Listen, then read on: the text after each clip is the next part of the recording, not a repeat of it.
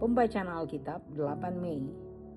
Perjanjian Lama 1 Samuel 2 ayat 22 sampai 1 Samuel 4 ayat 22. Eli telah sangat tua. Apabila didengarnya segala sesuatu yang dilakukan anak-anaknya terhadap semua orang Israel, dan bahwa mereka itu tidur dengan perempuan-perempuan yang melayani di depan pintu kemah pertemuan, berkatalah ia kepada mereka, "Mengapa kamu melakukan hal-hal yang begitu? Sehingga ku dengar dari segenap bangsa ini tentang perbuatan-perbuatanmu yang jahat itu. Janganlah begitu anak-anakku. Bukan kabar baik yang ku dengar itu, bahkan kamu menyebabkan umat Tuhan melakukan pelanggaran. Jika seseorang berdosa terhadap seorang yang lain, maka Allah yang akan mengadili. Tetapi jika seseorang berdosa terhadap Tuhan, siapakah yang menjadi perantara baginya?" Tetapi tidaklah didengarkan mereka perkataan ayahnya itu, sebab Tuhan hendak mematikan mereka. Tetapi Samuel yang muda itu semakin besar dan semakin disukai, baik di hadapan Tuhan maupun di hadapan manusia. Seorang abdi Allah datang kepada Eli dan berkata kepadanya, "Beginilah firman Tuhan, bukankah dengan nyata aku menyatakan diriku kepada nenek moyangmu, ketika mereka masih di Mesir dan takluk kepada keturunan Firaun? Dan aku telah memilihnya dari segala suku Israel menjadi imam bagiku, supaya ia mempersembahkan korban di atas mezbahku, membakar ukupan dan memakai baju efod di hadapanku. Kepada kaummu telah kuserahkan segala korban api-apian orang Israel. Mengapa engkau memandang dengan lobah kepada korban sembelianku dan korban sajianku yang telah kuperintahkan? Dan mengapa engkau menghormati anak-anakmu lebih daripadaku, sambil kamu menggemukkan dirimu dengan bagian yang terbaik dari setiap korban sajian umatku Israel? Sebab itu demikianlah firman Tuhan Allah Israel, sesungguhnya aku telah berjanji, keluargamu dan kaummu akan hidup di hadapanku selamanya. Tetapi sekarang demikianlah firman Tuhan, jauhlah hal itu daripadaku. Sebab siapa yang menghormati aku akan kuhormati, tapi siapa yang menghina aku akan dipandang rendah. Sesungguhnya akan datang waktunya bahwa aku akan mematahkan tangan kekuatanmu dan tangan kekuatan kaummu, sehingga tidak ada seorang kakek dalam keluargamu. Maka engkau akan memandang dengan mata bermusuhan kepada segala kebaikan yang kulakukan kepada Israel. Dan dalam keluargamu tak akan ada seorang kakek untuk selamanya. Tapi seorang daripadamu yang tidak kulenyapkan dari lingkungan mezbahku akan membuat matamu rusak dan jiwaku merana. Segala tambahan keluargamu akan mati oleh pedang lawan. Inilah yang akan terjadi. Tanda bagimu yakni apa yang akan terjadi kepada kedua anakmu itu, Hofni dan Pinehas. Pada hari yang sama keduanya akan mati. Dan aku akan mengangkat bagiku seorang imam kepercayaan yang berlaku sesuai dengan hatiku dan jiwaku. Dan aku akan membangunkan baginya keturunan yang teguh setia, sehingga ia selalu hidup di hadapan orang yang kuurapi. Kemudian siapa yang masih tinggal hidup dari keturunanmu akan datang sujud menyembah kepadanya, meminta sekeping uang perak atau sepotong roti, dan akan berkata, tepatkanlah kiranya aku dalam salah satu golongan imam itu, supaya aku dapat makan sekerat roti." Samuel yang muda itu menjadi pelayan Tuhan di bawah pengawasan Eli. Pada masa itu firman Tuhan jarang, penglihatan-penglihatan pun tidak sering. Pada suatu hari Eli yang matanya mulai kabur dan tidak dapat melihat dengan baik, sedang berbaring di tempat tidurnya. Lampu rumah Allah belum lagi padam. Samuel telah tidur di dalam bait suci Tuhan, tempat tabut Allah. Lalu Tuhan memanggil Samuel, "Samuel," dan ia menjawab, "Ya Bapa." Lalu berlarilah ia kepada Eli serta katanya, "Ya Bapa, bukankah Bapa memanggil aku?" Tetapi Eli berkata, "Aku tidak memanggil, tidurlah kembali." Lalu pergilah ia tidur, dan Tuhan memanggil Samuel sekali lagi.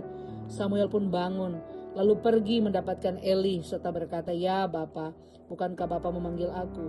Tetapi Eli berkata, "Aku tidak memanggil anakku, tidurlah kembali."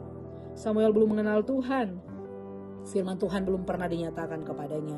Dan Tuhan memanggil Samuel sekali lagi, untuk ketiga kalinya. Ia pun bangun lalu pergi mendapatkan Eli serta katanya, "Ya Bapa, bukankah Bapa memanggil aku?" Lalu mengertilah Eli bahwa Tuhanlah yang memanggil anak itu. Sebab itu berkatalah Eli kepada Samuel, "Pergi tidurlah, dan apabila ia memanggil engkau, katakanlah, berbicaralah Tuhan, sebab hambamu ini mendengar." Maka pergilah Samuel dan tidurlah di tempat tidurnya. Lalu datanglah Tuhan berdiri di sana dan memanggil seperti yang sudah-sudah. Samuel, Samuel, dan Samuel menjawab, berbicaralah sebab hambamu ini mendengar. Lalu berfirmanlah Tuhan kepada Samuel, ketahuilah, aku akan melakukan sesuatu di Israel, sehingga setiap orang yang mendengarkannya akan bising kedua telinganya. Pada waktu itu aku akan menepati kepada Eli segala yang telah kufirmankan tentang keluarganya, dari mula sampai akhir. Sebab telah kuberitahukan kepadanya bahwa aku akan menghukum keluarganya untuk selamanya, karena dosa yang telah diketahuinya, yakni bahwa anak-anaknya telah menghujat Allah, tetapi ia tidak memarahi mereka. Sebab itu aku telah bersumpah kepada keluarga Eli, bahwa dosa keluarga Eli tak akan dihapuskan dengan korban sembelihan atau dengan korban sajian untuk selamanya. Samuel tidur sampai pagi. Kemudian dibukanya pintu rumah Tuhan. Samuel segan memberitahukan penglihatan itu kepada Eli. Tetapi Eli memanggil Samuel, katanya, Samuel anakku. Jawab Samuel, ya Bapa. Kata Eli, apakah yang disampaikannya kepadamu? Janganlah kau sembunyikan sesuatu. Kiranya beginilah Allah menghukum engkau, bahkan lebih lagi daripada itu, jika engkau menyembunyikan sepatah kata pun kepadaku dari apa yang disampaikannya kepada kamu. Lalu Samuel memberitahukan semuanya itu kepadanya dan tidak menyembunyikan sesuatu pun. Kemudian Eli berkata, dia Tuhan, biarlah diperbuatnya apa yang dipandangnya baik. Dan Samuel semakin besar dan Tuhan menyertai dia. Dan tidak ada satu pun dari firman-Nya itu yang dibiarkannya gugur. Maka tahulah seluruh Israel dan dari Dan sampai Betsheba bahwa kepada Samuel telah dipercayakan jabatan Nabi Tuhan. Dan Tuhan selanjutnya menampakkan diri di Silo. Sebab ia menyatakan diri di Silo kepada Samuel dengan perantaraan firman-Nya. Dan perkataan Samuel sampai ke seluruh Israel. Orang Israel maju berperang melawan orang Filistin dan berkemah dekat Ebenezer. Sedang orang Filistin berkemah di Afek. Orang Filistin mengatur barisannya berhadapan dengan orang Israel. Ketika pertempuran menghebat, terpukullah kala orang Israel oleh orang Filistin, yang menewaskan kira-kira 4.000 orang di tempat pertempuran itu. Ketika tentara itu kembali ke perkemahan, berkatalah para tua-tua Israel, mengapa Tuhan membuat kita terpukul kalah oleh orang Filistin pada hari ini?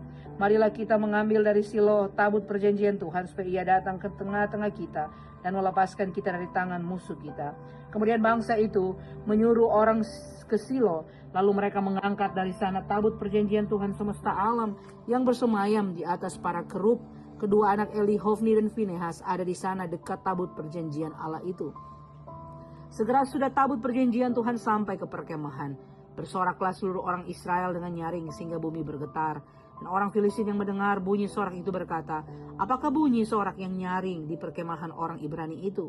Ketika diketahui mereka bahwa tabut Tuhan telah sampai di perkemahan itu, ketakutanlah orang Filistin, sebab kata mereka, Allah mereka telah datang di perkemahan itu. Dan mereka berkata, celakalah kita, sebab seperti itu belum pernah terjadi dahulu. Celakalah kita, siapakah yang menolong kita dari tangan Allah yang maha dahsyat itu? Inilah juga Allah yang telah menghajar orang Mesir dengan berbagai-bagai tulah di padang gurun. Kuatkanlah hatimu dan berlakulah seperti laki-laki, hai orang Filistin, supaya kamu jangan menjadi budak orang Ibrani itu, seperti mereka dahulu menjadi budakmu. Berlakulah seperti laki-laki dan berperanglah. Lalu berperanglah orang Filistin sehingga orang Israel terpukul kalah. Mereka melarikan diri masing-masing ke kemahnya. Amatlah besar kekalahan itu, dari pihak Israel gugur 30.000 orang pasukan berjalan kaki. Lagi pula tabut Allah dirampas dan kedua anak Eli, Hofni dan Pinehas tewas. Seorang dari suku Benyamin lari dari barisan pertempuran, dan pada hari itu juga ia sampai ke Silo dengan pakaian terkoyak-koyak dan dengan tanah di kepalanya. Ketika ia sampai, Eli sedang duduk di kursi di tepi jalan menunggu-nunggu, sebab hatinya berdebar-debar karena tabut Allah itu. Ketika orang itu masuk ke kota dan menceritakan kabar itu, berteriaklah seluruh kota itu. Ketika Eli mendengar bunyi teriakan itu, bertanyalah ia, keributan apakah itu? Lalu bersegeralah orang itu mendapatkan Eli dan memberitahukan kepadanya. Eli sudah 98 tahun umurnya dan matanya sudah bular, sehingga ia tidak dapat melihat lagi. Kata orang itu kepada Eli, aku datang dari medan pertempuran, baru hari ini aku melarikan diri dari medan pertempuran. Kata Eli, bagaimanakah keadaan anakku? Jawab pembawa kabar itu, orang Israel melarikan diri dari hadapan orang Filistin. Kekalahan yang besar telah diderita oleh rakyat. Lagi pula kedua anakmu Hofni dan Pinehas telah tewas dan tabut Allah sudah dirampas. Ketika disebutkannya tabut Allah itu, jatuhlah Eli terlentang dari kursi di sebelah pintu gerbang. Batang lehernya patah dan ia mati. Sebab telah tua dan gemuk orangnya. 40 tahun lamanya ia memerintah sebagai hakim atas orang Israel. Adapun menantunya perempuan, istri Pinehas sudah hamil tua. Ketika didengarnya kabar itu bahwa tabut Allah telah dirampas dan mertuanya laki-laki serta suaminya telah mati, duduklah ia berlutut lalu bersalin sebab ia kedatangan sakit beranak. Ketika ia hampir mati, berkatalah perempuan-perempuan yang berdiri di dekatnya, "Janganlah takut sebab engkau telah melahirkan seorang anak laki-laki." Tetapi ia tidak menjawab dan tidak memperhatikannya. Ia menamai anak itu Ikabod, katanya, "Telah lenyap kemuliaan dari Israel, karena tabut Allah sudah dirampas dan karena mertuanya dan suaminya." Katanya, "Telah lenyap kemuliaan dari Israel sebab tabut Allah telah dirampas." Pembacaan dari Perjanjian Baru Yohanes 5 ayat 24 sampai 47.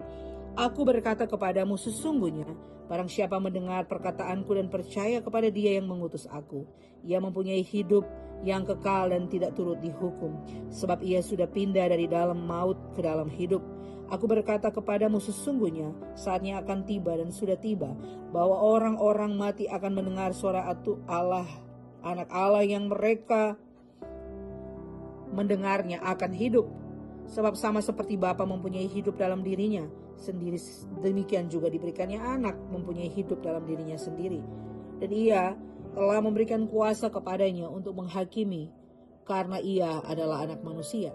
Janganlah kamu heran akan hal itu, sebab saatnya akan tiba bahwa semua orang yang dalam kuburan akan mendengar suaranya, dan mereka yang telah berbuat baik akan keluar dan bangkit untuk hidup yang kekal, tapi mereka yang telah berbuat jahat akan bangkit untuk dihukum. Aku tidak dapat berbuat apa-apa dari diriku sendiri. Aku menghakimi sesuai dengan apa yang aku dengar, dan penghakimanku adil, sebab aku tidak menuruti kehendakku sendiri, melainkan kehendak Dia yang mengutus aku. Kalau aku bersaksi tentang diriku sendiri, maka kesaksianku itu tidak benar. Ada yang lain yang bersaksi tentang aku, dan aku tahu bahwa kesaksian yang diberikannya tentang aku akan benar. Kamu telah mengirim utusan kepada Yohanes dan ia telah bersaksi tentang kebenaran. Tetapi aku tidak memerlukan kesaksian dari manusia, namun aku mengatakan hal ini supaya kamu diselamatkan. Ia adalah pelita yang menyala dan yang bercahaya, dan kamu hanya mau menikmati seketika saja cahayanya itu. Tetapi aku mempunyai sesuatu kesaksian yang lebih penting daripada kesaksian Yohanes, yaitu segala pekerjaan yang diserahkan Bapa kepadaku supaya aku melaksanakannya.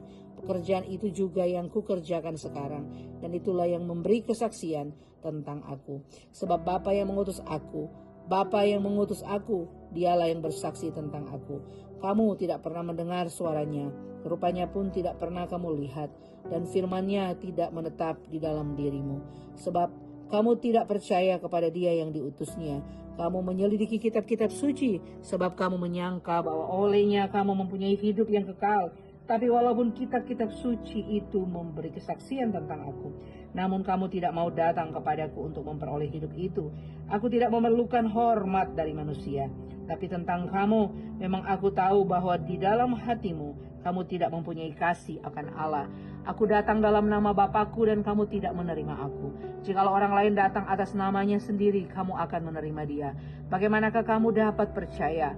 Kamu yang menerima hormat seorang dari yang lain, yang tidak mencari hormat yang datang dari Allah yang esa. Jangan kamu menyangka bahwa aku akan mendakwa kamu di hadapan Bapa.